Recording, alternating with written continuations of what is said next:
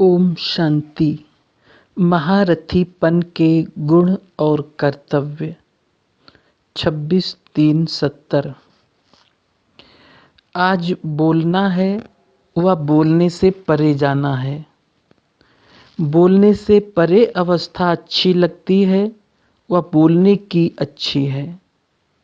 दोनों ज़्यादा कौन सी अच्छी लगती है? बोलते हुए भी बोलने से परे की स्थिति हो सकती है। दोनों का साथ हो सकता है व जब ना बोलें तब परे अवस्था हो सकती है। हो सकती है तो कब होगी? इस स्थिति में स्थित होने के लिए कितना समय चाहिए? अब हो सकती है कुछ मास व कुछ वर्ष चाहिए। प्रैक्टिस अभी शुरू हो सकती है कि कारोबार में नहीं हो सकती। अगर हो सकती है तो अब से ही हो सकती है। जो महारथी कहलाए जाते हैं उनकी प्रैक्टिस और प्रैक्टिकल साथ साथ होना चाहिए। महारथी और घोड़ेसवार में अंतर ही ये होता है। महारथियों की निशानी होगी प्रैक्टिस की और प्रैक्टिकल हुआ।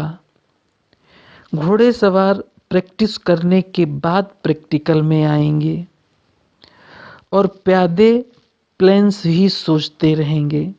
यह अंतर होता है।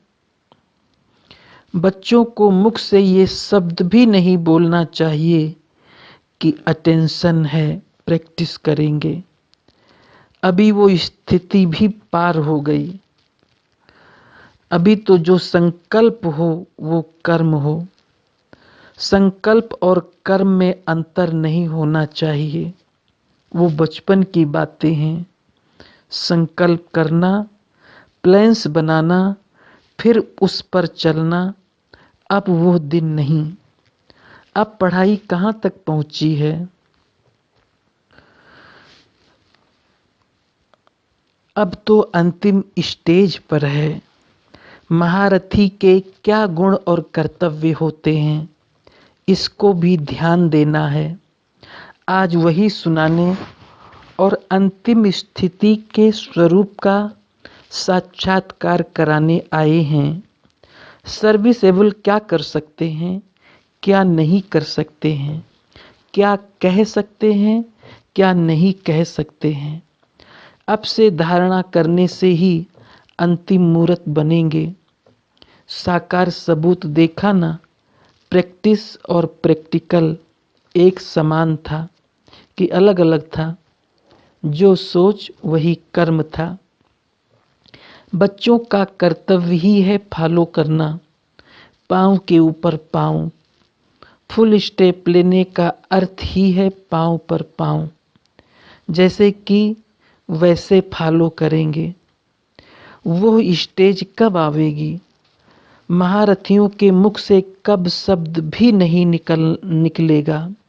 कब करेंगे व अब करेंगे। कब शब्द शोभता नहीं है।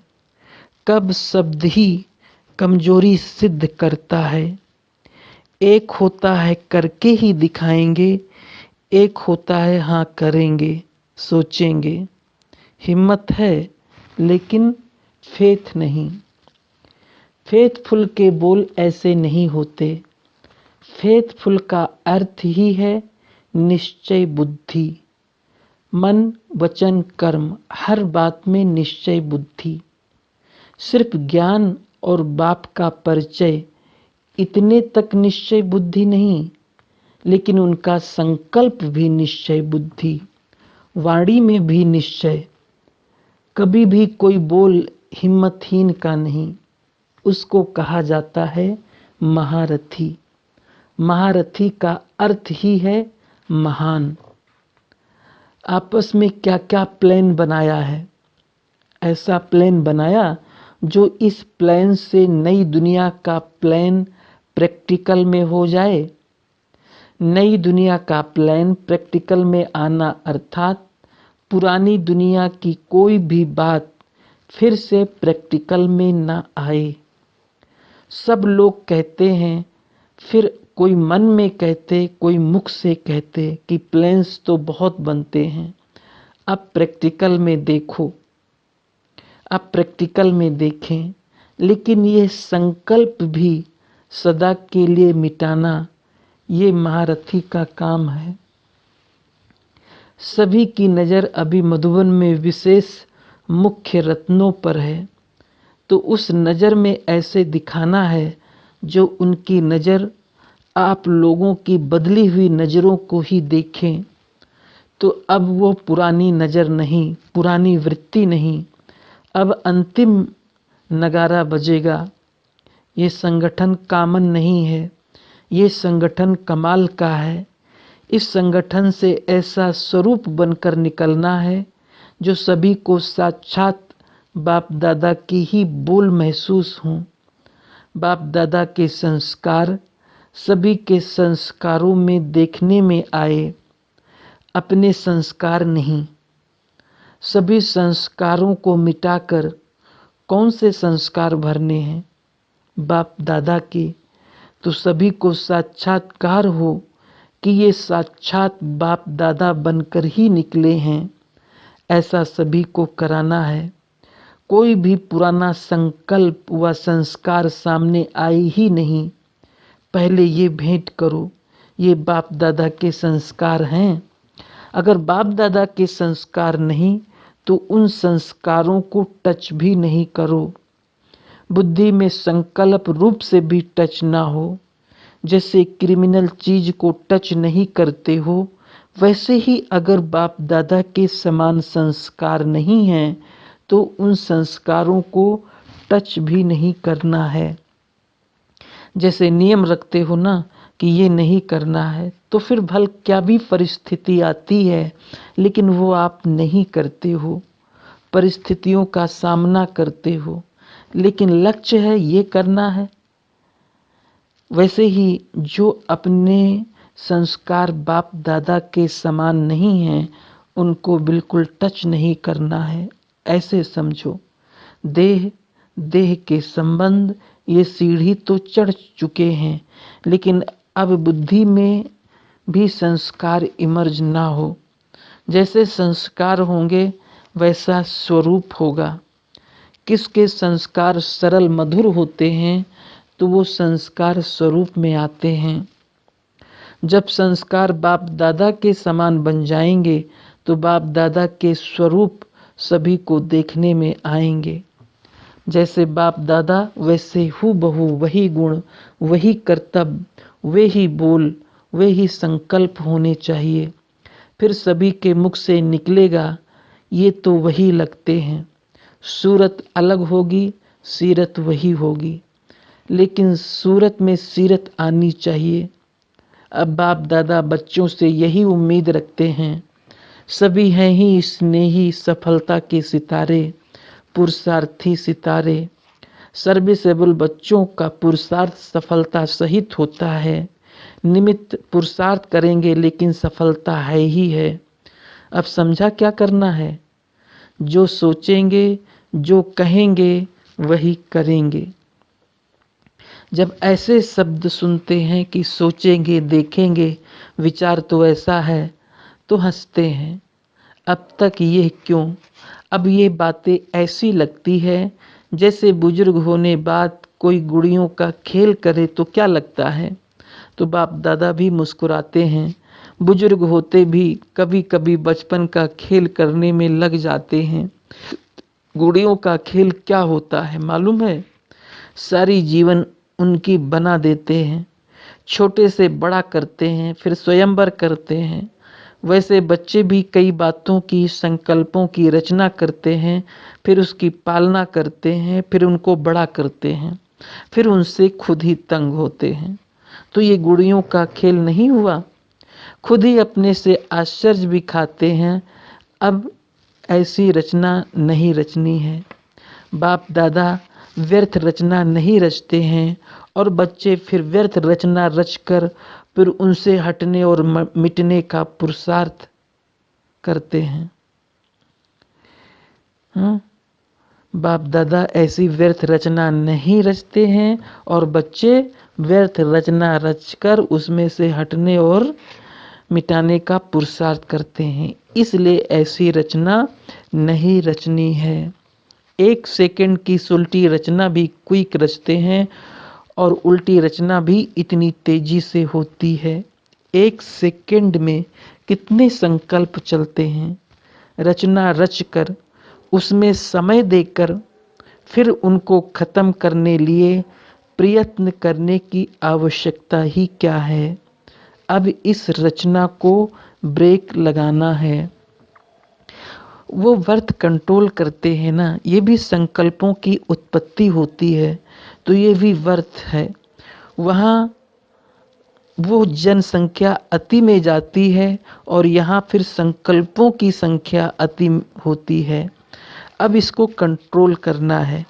पुरुषार्थ की कमजोरी के कारण संकल्पों की रचना होती है, इसलिए अब इनको नाम निशान से खत्म कर देना है। पुरानी बातें, पुराने संस्कार, ऐसे अनुभव हों जैसे कि ना मालूम कब की पुरानी बात है, ऐसे नाम निशान खत्म हो जाएं। अब भाषा बदलनी है। कई ऐसे बोल अब तक निकलते हैं जो संपूर्णता की स्टेज अनुसार नहीं है, इसलिए अब से संकल्प ही वही करना है, बोल भी वही, कर्म भी वही करना है। इस भट्ठी के बाद सभी की सूरत में संपूर्णता की झलक देखने में आए। जब आप लोग अभी से संपूर्णता को समीप लाएंगे, तब नंबरवार और भी समीप ला सकेंगे। अगर आप लोग ही अंत में लाएंगे तो दूसरे क्या करेंगे। साकार रूप ने संपूर्णता को साकार में लाया। संपूर्णता साकार रूप में संपन्न देखने में आती थी। संपूर्ण और साकार अलग देखने में आता था। वैसे ही आपका साकार स्वरूप अलग देखने में नहीं आए। साकार रूप में मुख्य गुण क्या स्पष्ट देखने में आए। जिस गुण से संपूर्णता समीप देखने में आती थी, वह गुण क्या था। जिस गुण को देख सभी कहते थे कि साकार होते भी अव्यक्त अनुभव होता है, वो क्या गुण था। हर एक ने सुनाया। सभी बातों का रहस्य तो एक ही है, लेकिन इस स्थिति को कहा जाता है उपराम। अपने देह से भी उपराम, उपराम और दृष्टा। जो साक्षी बनते हैं उनका ही दृष्टांत देने में आता है, तो साक्षी दृष्टा का सबूत और दृष्टांत के रूप में सामने रखना है। एक तो अपनी बुद्धि से उपराम, संस्कारों से भी उपराम, मेरे संस्कार हैं इस मेरेपन से भी उपराम, संस्कारों से भी उपराम। मैं ये समझती हूँ इस मैंपन से भी उपराम। मैं तो यही समझती हूँ नहीं, लेकिन समझो बाप दादा की यही श्रीमत है। जब ज्ञान की बुद्धि के बाद मैंपन आता है तो वो मैंपन भी नुकसान करता है। एक तो मैं शरीर हूँ, ये छोड़ना है। दूसरा, मैं समझती हूँ, मैं ज्ञानी तू आत्मा हूँ, मैं बुद्धिमान हूँ, ये मैंपन भी मिटाना है। जहाँ मैं शब्द आता है वहाँ बाप दादा याद आए। जहाँ मेरी समझ आती है वहाँ श्रीमत याद आए। एक तो मैंपन मिटाना है, दूसरा मेरापन वो भी गिराता है। ये मैं और मेरा, तुम और तेरा, ये 4 शब्द हैं जो इनको मिटाना है।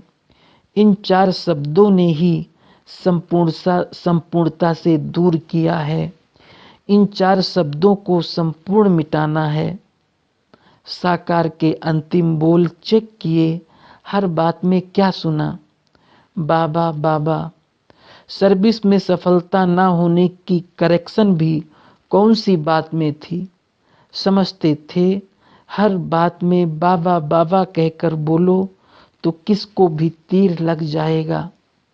जब बाबा याद आता है तो मैं मेरा तू तेरा खत्म हो जाता है। फिर क्या अवस्था हो जाएगी, सभी बातें प्लेन हो जाएगी, फिर प्लेन याद में ठहर सकेंगे। अभी बिंदु रूप में स्थित होने में मेहनत लगती है ना, क्यों? सारा दिन की स्थिति प्लेन ना होने कारण प्लेन याद ठहरती नहीं। कहाँ न कहाँ मैंपन मेरापन तू तेरा आ जाता है। शुरू में सुनाया था ना कि सोने की जंजीर भी कम नहीं है, वो जंजीर अपनी तरफ खींचती है। हर एक अपने को चेक करे, बिल्कुल उपराम बुद्धि, बिल्कुल प्लेन। अगर रास्ता क्लियर होता है तो पहुंचने में कितना टाइम लगता है, उसी रास्ते में रुकावट है तो पहुंचने में भी टाइम लग जाता है। रुकावट है तब प्लेन याद में भी रुकावट है। अब इसको मिटाना है। जब आप करेंगे तो आपको देखकर सभी करेंगे। नंबर वार स्टेज पर पहुंचना है। आप लोग पहुंचेंगे तब दूसरे पहुंचेंगे। इतनी जिम्मेवारी है। संकल्प में, वाणी में, कर्म में व संबंध में व सर्विस में अगर कोई भी हद रह जाती है तो वो बाउंड्रीज जो है वो बांडेज में बांध देती है। बेहद की स्थिति में होने से बेहद के रूप में स्थित हो जाएंगे। अब जो कुछ खाद है उसको मिटाना है। खाद को मिटाने लिए ये भट्ठी है। जब संगठन हो तो साक्षात बाप दादा के स्वरूपों का संगठन हो। अब ये संपूर्णता की छाप लगानी है। संपूर्ण अवस्था वर्तमान से ही हो, यह है महारथियों का कर्तव्य। अब और क्या करना है? स्कॉलरशिप कौन लेता है? स्कॉलरशिप लेने वाले का अप्रत्यक्ष साक्षात्कार होता जाएगा। ऐसे नहीं कि बाप दादा गुप्त रहे तो हम बच्चों को भी गुप्त रहना है। नहीं, बच्चों को स्टेज पर प्रत्यक्ष होना है। प्रत्यक्षता बच्चों की होनी है। सर्विस के स्टेज पर भी प्रत्यक्ष कौन है? तो संपूर्णता की प्रत्यक्षता भी स्टेज पर लानी है। ऐसे नहीं समझो अंत तक गुप्त ही रहेंगे। बाप दादा का गुप्त पाठ है, बच्चों का नहीं। तो अब वो प्रत्यक्ष रूप में लाओ। अब मालूम है सर्विस कौन सी करनी है? सम्मेलन किया, बस यही सर्विस है। इनके साथ साथ और श्रेष्ठ सर्विस कौन सी करनी है? अब मुख्य सर्विस है ही अपनी वृत्ति और दृष्टि को पलटाना। ये जो गायन है नज़र से निहाल, तो दृष्टि और वृत्ति की सर्विस ये प्रैक्टिकल में लानी है। वाचा तो एक साधन है, लेकिन कोई को संपूर्ण स्नेह और संबंध में लाना, उसके लिए वृत्ति और दृष्टि की सर्विस हो। ये सर्विस एक स्थान पर बैठे हुए एक सेकंड में अनेकों की कर सकते हो। ये प्रत्यक्ष सबूत देखेंगे। जैसे शुरू में बाप दादा का साक्षात्कार घर बैठे हुआ ना, वैसे अब दूर बैठे आपकी पावरफुल वृत्ति ऐसा कार्य करेगी जैसे कोई हाथ से पकड़कर लाया जाता है। कैसा भी नास्तिक तमोगुणी बदला हुआ देखने में आएगा। अब यह सर्विस करनी है, लेकिन यह सर्विस सफलता को तब पाएगी जब वृत्ति और बातों में क्लियर होगी। जिम्मेवारी तो हर एक अपनी समझते ही हो। हर एक को अपनी सर्विस होते हुए भी यज्ञ की जिम्मेवारी भी अपने सेंटर की जिम्मेवारी के समान ही समझना है। खुद ऑफर करना है। वाणी के साथ साथ वृत्ति और दृष्टि में इतनी ताकत है जो किसके संस्कारों को बहुत कम समय में बदल सकते हो। वाणी के साथ वृत्ति और दृष्टि नहीं मिलती तो सफलता होती ही नहीं। मुख्य ये सर्विस है। अभी से ही बेहद की सर्विस पर बेहद की आत्माओं को आकर्षित करना है। जिस सर्विस को आप सर्विस समझते हो प्रजा बनाने की, वो तो आपकी प्रजा के भी प्रजा खुद बनने हैं। वो तो प्रदर्शनियों में बन रहे हैं।